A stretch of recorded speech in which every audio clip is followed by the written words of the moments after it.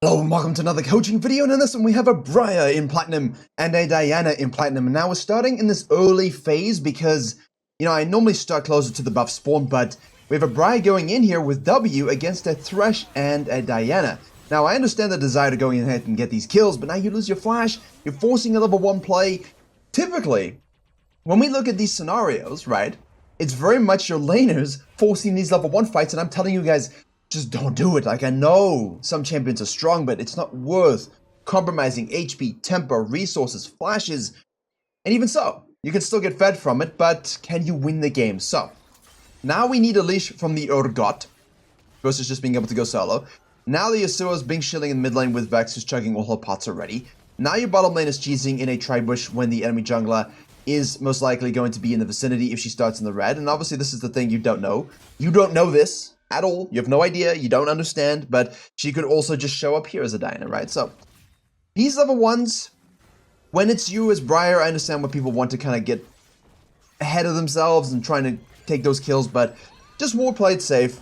However, that being said, here we are. We're doing our red. We're doing our Krugs. And I really like what the Diana's doing, right? Yes, she gets compromised, right? Yes, she loses her flash. Yes, it was close. I understand all of these cool things. Don't worry, guys. I'm not results basing. I just know on the outset where I like to have the game set up after scouting and VOD reviewing a disturbing amount of games in 10 years. So I like what the Diana's doing to kind of offset this RNG randomness a little bit here. Urgot does in fact kill the Aurelia. Vex is over here kind of baiting to the side.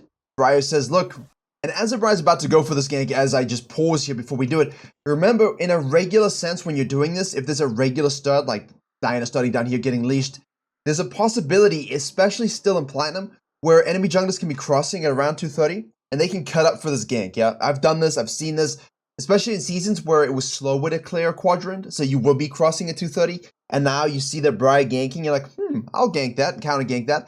I've put videos of myself doing this on the main channel, but yeah, we obviously press our frenzy attack thing, and then we go ahead and W that. We don't have E at the moment here, so we'll be able to sag off. And that's a good HP chunking, and I'm glad we don't overcommit too much. If you want help implementing this information into your own game, I have a free jungle improvement resource, as well as a dedicated program where we have jungle video courses, jungle coaching VOD libraries, weekly free video content seen nowhere else, as well as Q&As and patch note rundowns, as well as a private jungle Discord. And if there's one thing I'm good at, it's converting junglers to gold, to emerald, to diamond, to master plus. If you want to climb faster than anyone you know, jungle diff every game you play, click the link below or head to virkayu.gg. The repeat gank here is fine, but we're not Rek'Sai. We do like running around ganking. The Yasuo's gonna be checking his pots. Your Vex doesn't have any pots, so basically her being in this position is fine. She needs to last it now and chill, but you can see the wave building up here, and Diana is going to repeat gank. Oh, I mean, the Briar is gonna repeat gank. Very, very nicely done. Okay, so let's just deconstruct that there, because that all occurred way before I'd finished speaking. So now you look at this as I'm saying this. No pots. He heals up, she heals up a little bit, and now, of course, as I said, the wave is stacking, it's going to start to push in, and the Diana, because she did this, could easily loop back around the top side to gank the Briar with no sums, yes? Also, as you know, she was at least delayed from your level 1, you don't exactly know where she is, so your regular tracking markers don't exist, and I think that's something to think about as well. So, waiting here for this gank, as I said, is a Rek'Sai or so on, I'm not a huge fan. I would kind of like to go into the jungle, see what's up, right? If we have wards available, see what's available to take. If this lane ends up being something that's actually stable, because sometimes you will have a nice wave push in your direction, your laner can last hit, this guy is screwed, and you can take some camps. But it also tells you where Diana is, right? You following me here? No flash on the Diana with Briar, let's get in their face. So rather than wait around to do nothing, I would want to go ahead and repeat gank this for this reason, but I do it instead of sitting in the bush and waiting. I will go ahead and probe and get information instead. And then I would do the same thing here. Obviously, we press a W, we've got, of course, our Q, and there you go. GG. Nicely done, fully stacked. Diana shows here. So Diana shows very, very quickly here, and what we can do is just press tab. Why is she going there? We can just press tab and say, hey, I know that your red's available. I know all of this is available. Diana's now got nothing else to do but go into the wave here. Teleport committed by the Yasuo. She's been giga chunked. I don't think we need to be here at all. I'm going to pause just in case, because I don't know what happens. Again, I have no idea what happens. I don't want to be here. I'm no longer interested in this. I'm interested in that Diana. Now, obviously, once you finish a gank like this with a TP involved, okay, and again, we're hanging around, this is all good, like, none of this is bad, right? Push this wave out. First and foremost, push this wave out, get it done easily. Force a TP, Vex can go back to base, everybody's happy. Now, we go into her jungle. Now we're taking the Raptors, now we're thinking about the red, but the bottom lane is the thing you gotta have to track. Now, gonna have to track and pay attention to. So this is messy, but I want the Diana. Yasuo dances.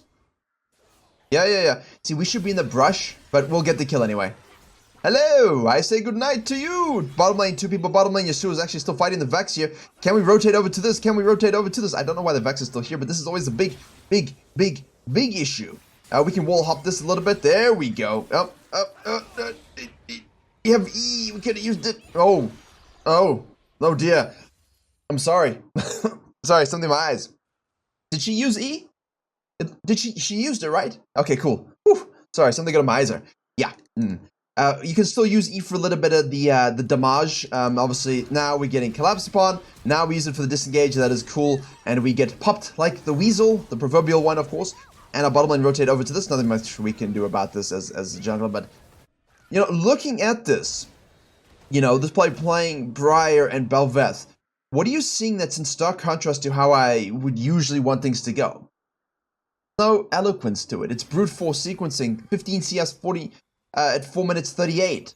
I hate this. I hate it. I think it's dumb. Because if you just start, you know, ward, start normally, get the gank off right, enemy junglers here, get on their face, cool, repeat gank, cool, shove, nice. Pull back into the side here, then down to this, especially if bottom lane is shoving up and rotating over, you know. I'm making memes and jokes sometimes while we do these coaching channel videos, but in game you gotta notice when the bottom lane leave. You have to. You just have to. I'm sorry, that's the rule. I don't make the rules. Okay, technically you make the rules of your own style of play, but whether it works or not is a separate issue. But yes, this is not obviously the best beginning at all, and obviously we know that the Diana will show up down here. Now she's level 4, she has an Amtom, we have the Smite button and the W2 button. There's a reason she's been nerfed again, guys. Will be, next patch. Alright, here we go. Now we're clearing Diana, obviously, in an aggressive sense. If she was a Jarvan, a Rengar, something that could kill this champion. I want to think if anyone can. You know if your champion can, but I probably would not invade a Briar. But, you know, any other jungler, like if it was a Fiddlesticks and I was a Nocturne, then yes, you could loop around the top. But in Briar's case, we know that the Diana now will go to the top side. We can obviously match the sequencing, and let's see what we do with this. We gank this before level 6. No, we are now obsessed with level 5. We lose that on the RNG Scuttle on the top side because we went for the Raptors. Now there is a level 6 in the Yasuo. I'll revisit this in a second here. Can we kill him? Yes, we can. Nice fear. There's the E against the wall. Yasubi dies.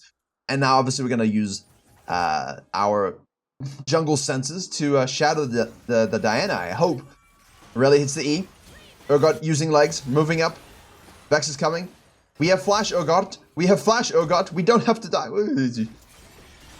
There you go. We do get the stun, but it really is level 6. Vex is going to go in here. Flies towards, gets the fear. That's great passive off. We all get rooted. W's by the Irelia. Won't matter. Okay. Whoa. Right. Hold on. Now. Okay. When you finish this quadrant, you look at the time, and you see this guy's level 5, and your mid lane is level 5, and you can still maybe gank before 6, do it. Do it. This is a good thing for Briar mains. It's quadrant clearing, yes? You kind of fall back now. You do this, you do this, you do this, you do this. Gank this. Now you want to go for this. It's taken. See the fight. Do all the stuff you've done, and now you can loop back around to this full quadrant and a reset. Right? You'll be 6, and you can fling your ult wherever the blood sends you. Oh. As a Warwick main, that hurt me to say because she is modern Warwick kit. Can we buff Warwick, please? Like, all my champions are just shit. All my champions are just bad. And I've gotten master with all of them before in the past, many moons ago, obviously, but yeah, they're just like Warwick and Volley and Mundo Jungle are just not it. I mean, Volibear and Warwick are top laners, you know, like, and Mundo too. Like, all their jungles are just shit in comparison, but yeah. So, overall, we do have 6. We have 1,400 in pocket. There's no reason to stay out here whatsoever. I understand why you might want to go for some counter jungling, but I feel like this gank here is a little over the top. Because you're very clearly ganking for the mid laner. You're very clearly playing around the mid lane heavily. But if it compromises your back timing, your sequencing, your itemization spikes, your quadrant clearing, your jungle matchups, not worth it. Right? You cannot sacrifice this much time for the potential Yasuo gank. We should be already down here, okay? Going towards this area. Can we affect bottom lane? Or, you know, am I invading now to kill Diana again, steal her blue stuff, and take the Herald? Right? What are we actually doing? Because while you have compromised the Diana to a certain degree, I don't like it when it compromises me equally. Like, you want to be compromised less. And sure, we are fed, but the Diana's still got to kill off on the bottom side. See, now we're going in here. Now we're using our E. We knock him away. It's a waste of time. Diana's going to show on the top side here. She got 2 kills and all that skirmishing. So, there you go. No flash in the Urgot now. Great. Very, very funny. This is, you know, it's not always where you want to be, but it is a Briar, so that's a very nice E. We're going to have the snack attack. Auto attacks as necessary. This should easily be a flash W stun. Here we go, here we go, here we go, here we go. There it is, beautiful. And that should be another kill as well. Vex is showing herself as well. Herald, potentially?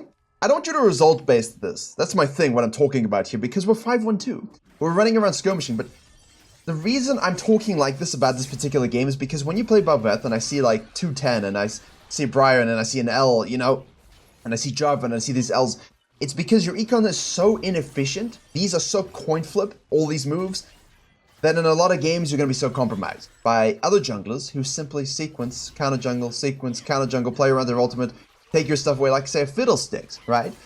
And if you mess up or get the bad end of these deals, you're out of the game.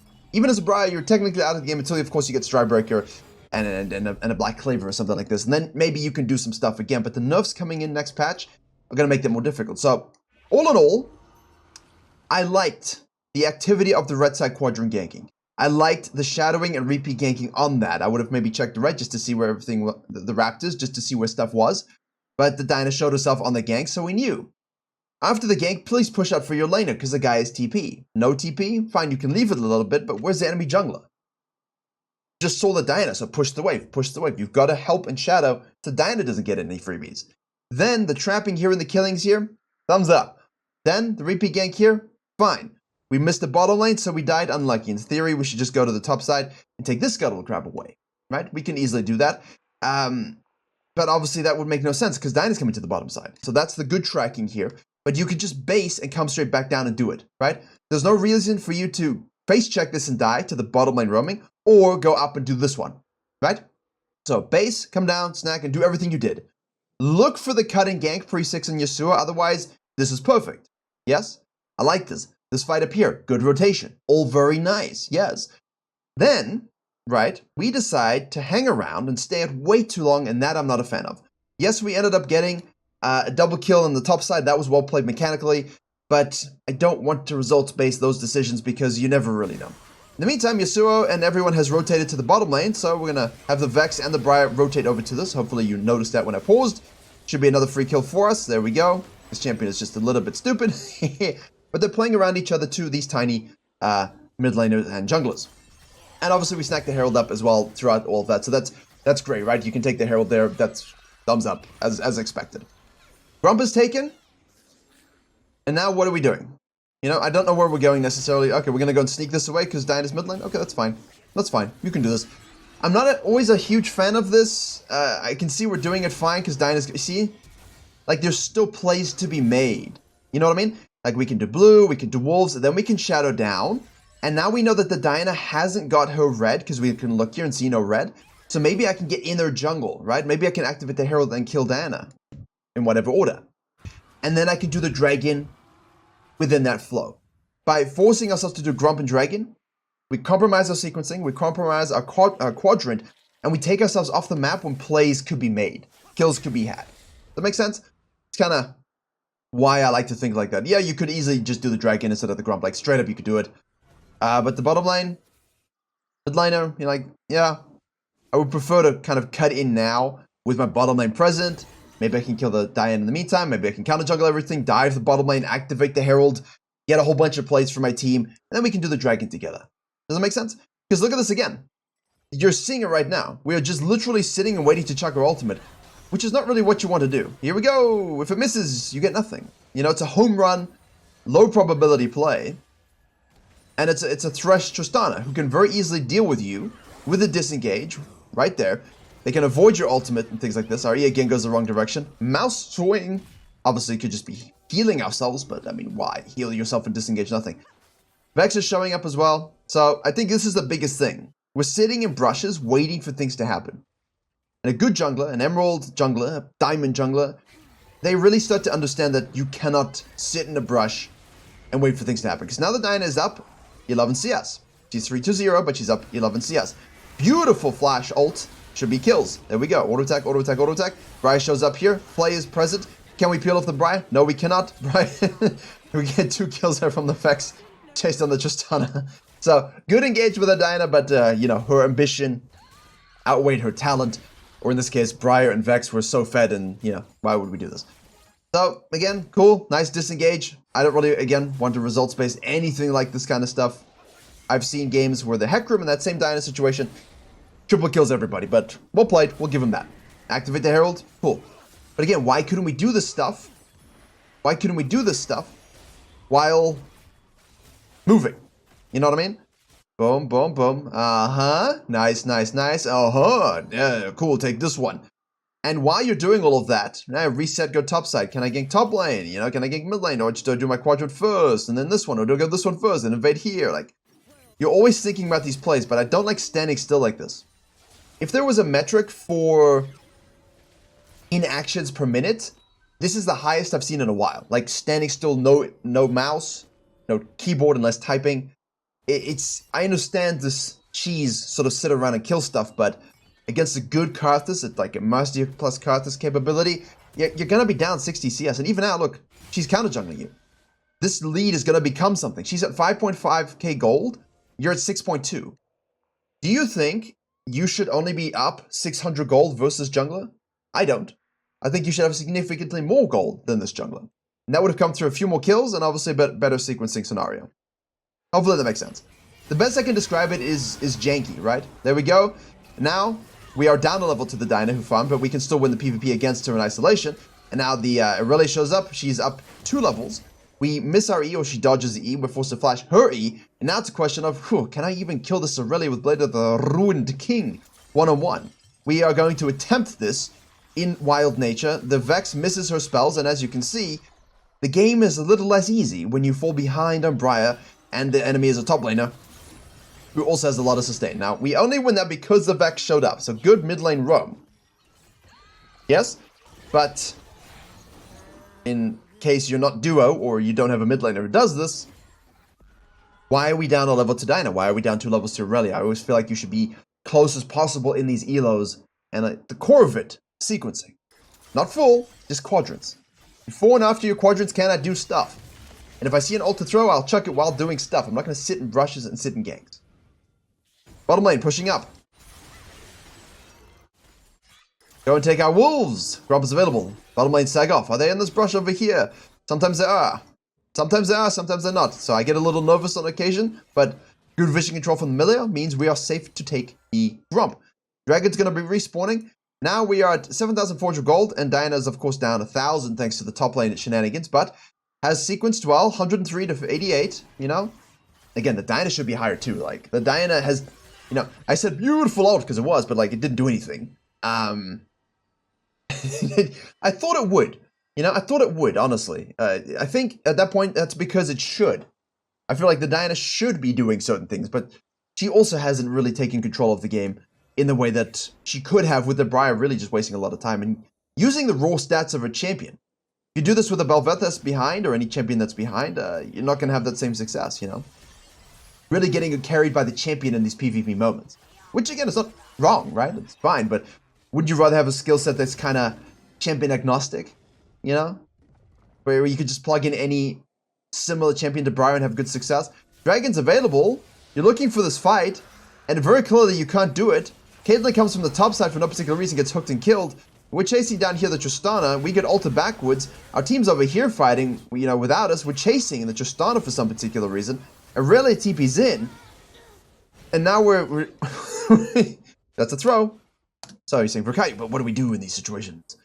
Look at it logically, my friends. The Dragon's available, your Caitlyn's not in the picture, your mid lane is sagged in. Leave. Leave, cut across, go do this. Seriously. Leave, cut across, go do this. Who gives a shit about one singular dragon? Especially, who cares about this dragon? Their whole team is here. Leave, cut across, take this, activate here, push this in there, force rotation, sag off, pull back, do the loop-de-loop, and cut in and defend, or base and spend your gold. Set yourself up for the next dragon. You have think of the dragons as markers. And if you're losing at that particular marker, which we are right now, okay, we cannot physically fight this, the next 5 minutes of play is so that when the next dragon comes up, you win that marker, and you're in position, and you win that fight, which isn't happening here, right? Obviously here, don't chase the Tristana. Like, I understand you pushed her up, but just turn in. Try and kill someone with your team, but at the same time, again, like, it's a doom fight. Like, maybe don't even turn in. Like, I can't even say it.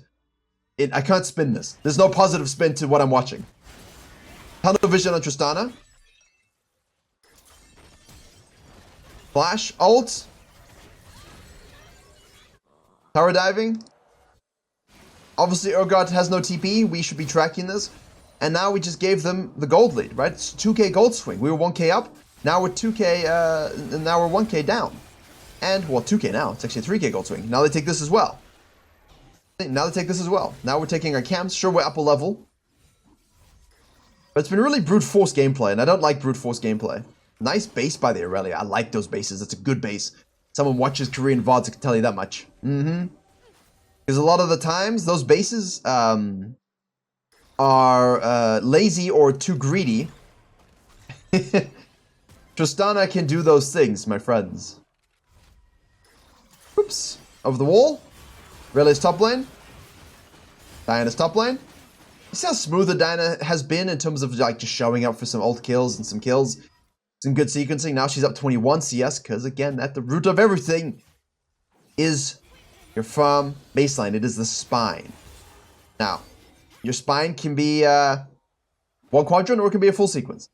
But it cannot be standing around one camp at a time, right? It's just not going to work. Vex is pushing on the bottom side. Herald is acting again. Like, we're standing around looking for an ult home run play instead of being like this face-checking, just run at people bruiser who can sustain and survive. But now we're behind, so we don't feel we can do that. Now we're chucking it. Now, of course, we're going to hit it. Turret's already dead. Now we're in a 2v1. Thresh is going to be rotating over. Our team is not in a position to help us. Aurelia and Diana can stomach us for a while. Oh, 3-man ultimate from the Aurelia. She's really going deep. Again, beautiful ultimate, much like Diana, but it doesn't really net anything, does it? One thing that Briar doesn't like, these champions don't like, is a lot of burst, but that was a nice E again. Well done. That was good. That was good. That was good. We take those. That's also why this build is the best, right? If you go lethality, you don't get to play this game. Lethality Briar doesn't get to play this game. We do, right? Again, a lot of standing around. They're on the Baron. Well, they're going to do the Baron next. Uh-oh. Uh-oh. Oh, no. I'm worried about Baron snacks. Dyna's not even there, but I'm worried about Baron snacks in these situations because you kill everybody and then you go back to base and spend while you're congratulating yourself. The enemy team's like, can we sneak a Baron? And I always tell people to do this as well, so. Yeah, that's a Briar W button issue. Is that the game? Does that cost you that? Like, it's 47,000 to 40,000 gold now. Again, like, the bottom lane haven't done anything. I understand this stuff. I understand the Relia's not mega strong. Like, I get these things, yeah? I'm watching the same game as you, but... You know, at the end of the day, we have been in the wrong position over and over again. Our flow has not been there whatsoever.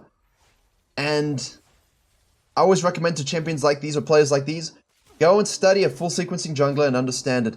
Go watch a Briar that's a high elo and look at how they do the same kind of stuff you're doing, but with like double the CS effectiveness. Because you cannot just stand around and look for fights. You might as well just play Warwick then, actually. Briar thrives on a gold advantage, you know? Now we're down 400 to Diana. And again, that's a big swing. They have a lot of disengage and CC. So now we're trying to flank with the ult here. Don't get W2 proper heal. Or not enough heal at this stage. That's just running into a whole comp of people. Can't imagine lethality Briar. Maybe you kill someone, but you definitely die too. Chase down by Vex is good. Like, you've got to do this as Briar in these situations. Like, you've got to be a bit of an engage, but I kind of prefer to play off of an Urgot or something, right? Like, Urgot goes in, Malphite goes in, Ornn goes in. Oh my god. Woo. That was peachy. That was pretty good. I enjoyed watching that. That was aesthetically pleasing to watch. I think we can agree on that. Bounty claimed. But Bounty? Really? Come on. Like, we had this game under control. But not when you're down 30 CS at this point. A lot of CS to be down. 118 by 23. It's just not going to cut it in this MMR anymore. You know? It's great to look for plays, but cannot come at the expense of baseline econ, my friends. Yasuo's coming. We're being collapsed upon here. We should probably sag off just a little bit. We do have ult available, so let's see. There's a lot of confidence if you think you can fight Aurelia down 3 levels.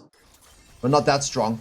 Kite the camp up just in case. There you go. See, I get nervous. Diana's top lane, but Thresh is here. Hook misses. Milia presses buttons.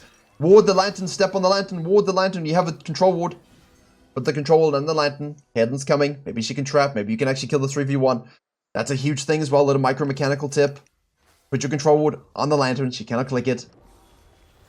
Huge. We're just shadowing.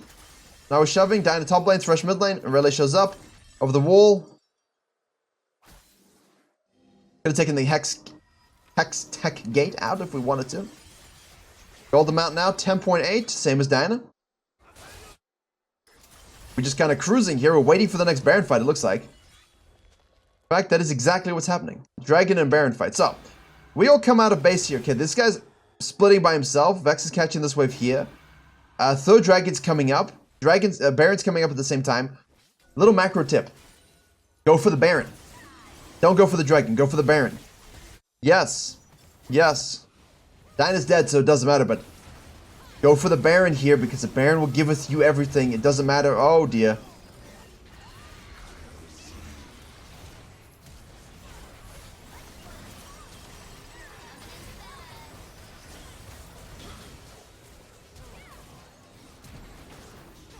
Oh! Nice hook. Nice hook. Yeah, the ults here was subpar. The ult up here was great. You know, we didn't fully expect that turnaround, but that was cool. Nice turnaround here as well. That's what Briar does, but it just don't have the same impact when you're this much playing around mid lane. You've got to become the main character with the mid laner, right? If you're playing with the mid laner, you've got to be both willing to sacrifice certain things, but in this point, the Briar sacrificed too much to play around mid lane. Way too much. Wait, it's not Season 9. Like, this was very Season 9 gameplay. Camps are down for 2 minutes 30, so I'm just going to stand still and do nothing. And Dinah did a good job of at least keeping her econ high. She's up 2 levels. You know, it's not like she played well. But that's why I tell you, if you have a good baseline, you can always end up solid in games. Gold per minute is the metric that you need to focus on. Especially in relation to the enemy jungler and everybody else. Now she's at 1.2. Now still, we had a decent game. But I can see why when I look at the match history, I see 2 and 10, right? Low gold. You can see why you see certain KDAs and losses when you play like this. Because if you don't get the gank, if the jungle tracks and counter ganks, if the jungler counter jungles you, you're gonna just lose, right? And that's the problem with the style. But more fluidity, less standing still, combined with some of these PvP moments we've seen, and maybe give up the dragons and so on, then we'll be sitting in a good place, I think. So definitely positives to take away from this. And the fixes will get you to Emerald.